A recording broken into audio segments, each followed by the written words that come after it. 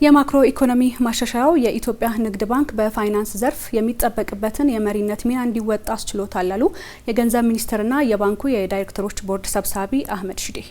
የኢትዮጵያ ንግድ ባንክ የእርስዎ እርካታን የባንካችን ስኬት በሚል መሪ ሀሳብ የደንበኞች አገልግሎት ሳምንት የማስጀመሪያ መርሃ ግብር በዛሬው ዕለት መካሄድ ጀምሯል።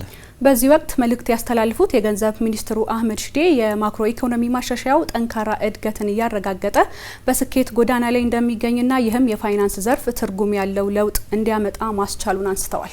የማክሮ ኢኮኖሚ ማሻሻያው የኢትዮጵያ የፋይናንስ ዘርፍ መሪ የሆነውን የኢትዮጵያ ንግድ ባንክ በዘርፉ የሚጠበቅበትን የመሪነት ሚና እንዲወጣም ማስቻሉንም ተናግረዋል። የማክሮ ኢኮኖሚ ሪፎርሙ ብዙ ለውጦችን አምጥቷል በአገር ደረጃ።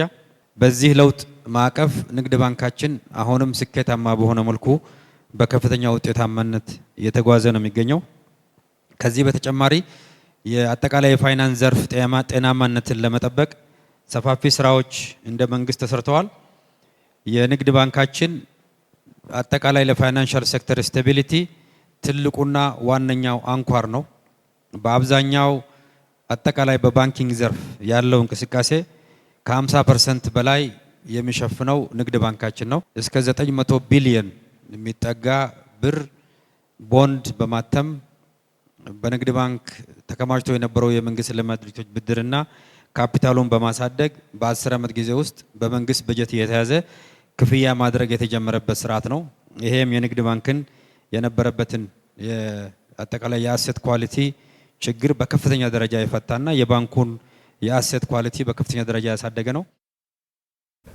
የባንኩ ስትራቴጂ ዋና አቅጣጫ የደንበኞችን እርካታ መሆኑን ያነሱት ደግሞ የባንኩ ፕሬዝዳንት ተወካይ ኤፍሬም መኩሪያ ናቸው።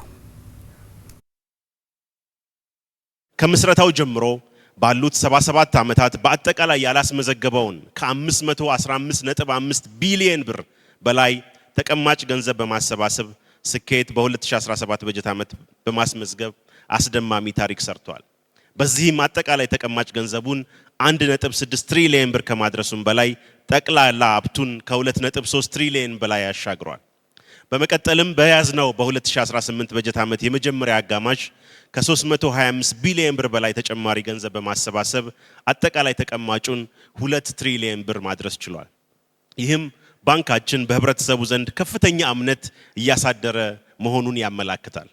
ባንካችን ይህንን ፈጣንና ተከታታይ እድገት ያስመዘገበው በተለይ በውድ ደንበኞቻችንና እነሱን በሚያገለግሉ ሰራተኞቻችን አስተዋጽኦ በመሆኑ ሁሉንም እንኳን ደስ አላችሁ ለማለት እወዳለሁ። ለሁለተኛ ጊዜ መከበር የጀመረው የደንበኞች አገልግሎት ሳምንት በሁሉም የባንኩ ቅርንጫፎች በተለያዩ መርሃ ግብሮች እስከ ጥር 26 ቀን 2018 ዓ.ም ድረስ እንደሚቆይም ተጠቁሟል። ዘገባው የግዛቸው ግርማይ ነው።